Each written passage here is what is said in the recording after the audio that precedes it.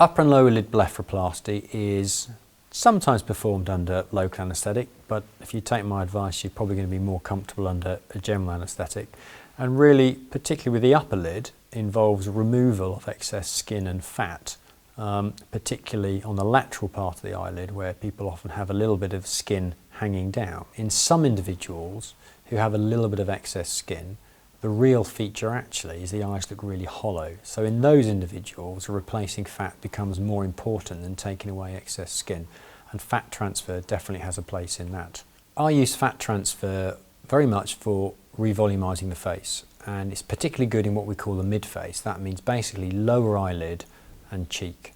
So anyone who has got those signs of aging where clearly fat as they've got older has degenerated or descended or generally been lost from the face, fat transfer is a great way to restore that.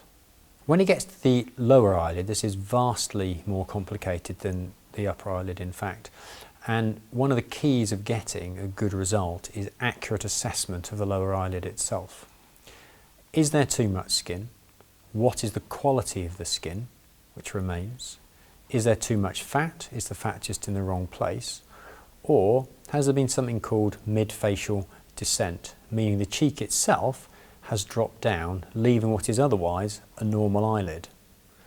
I do 5 or 6 different types of procedures on the lower eyelid, and every single one of them is aimed at correcting the particular anatomical feature which that individual has.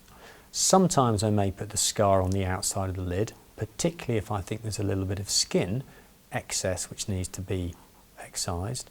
Often, however, I may actually decide to put the scar on the inside of the eyelid, which avoids having any external scar at all.